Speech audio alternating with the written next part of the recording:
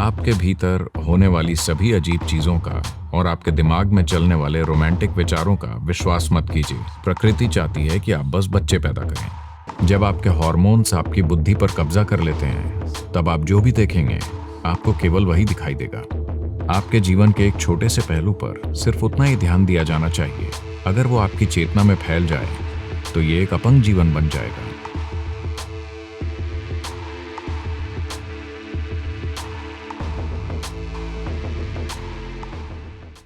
जब आप 10, 11, 12 या शायद 13 के भी रहे होंगे, तब आप ठीक थे। फिर अचानक हार्मोन्स का ये रासायनिक मिश्रण आपके सिस्टम में पैदा हो गया।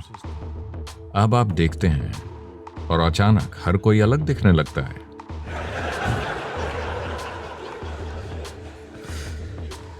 कुछ हार्मोन आपके सिस्टम में घुस गए और अचानक सब कुछ अलग दिखने लगा।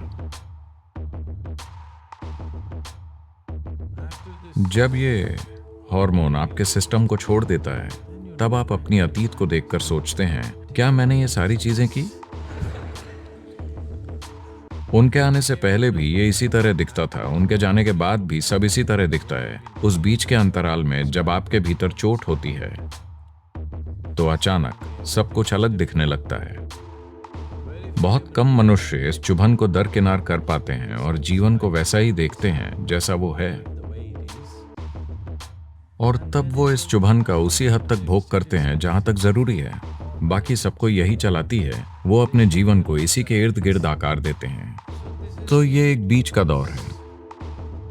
आपके भीतर होने वाली सभी अजीब चीजों का और आपके दिमाग में चलने वाले रोमांटिक विचारों का विश्वास मत कीजिए। प्रकृति चाहती है कि आप बस बच्चे पैदा करें। अगर ये आपको प्रेरित न करें तो आप ऐसा नहीं करेंगे। अगर भीतर से पर्याप्त प्रेरणा नहीं होती तो ऐसा नहीं होता। आपको भीतर से चुभोया गया है। Once your hormones hijacked your intelligence, after that, wherever you look, you see only that. जब आपके हार्मोन्स आपकी बुद्धि पर कब्जा कर लेते हैं, तब आप जो भी देखेंगे आपको केवल वही दिखाई देगा। उससे परे जाने के लिए एक तरह की जागरूकता और क्षमता जरूरी है। बात नकारने की नहीं है, बात उससे परे देखने की है। जब आप उससे परे देख लेते हैं तो आप उसकी सीमाओं को समझ जाते हैं। जो सीमित है उसे सीमित तरीके से ही संभालना चाहिए। आपको उसके लिए अपना पूरा जीवन लगाने की जरूरत नहीं है ना? आपके जीवन के एक छोटे से पहलू पर सिर्फ उतना ही ध्यान दिया जाना चाहिए। अगर वो आपकी चेतना में फैल जाए तो ये एक अपंग जीवन बन जाएगा। तो यही समझ संन्यास है।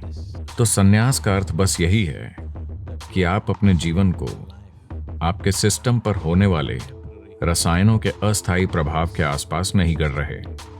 Sannyas is not a process of suppression or denial. संन्यास दमन या नकारने की प्रक्रिया नहीं है, ये पार जाने की प्रक्रिया है। तो आपको पार कब जाना चाहिए? जितना जल्दी हो सके।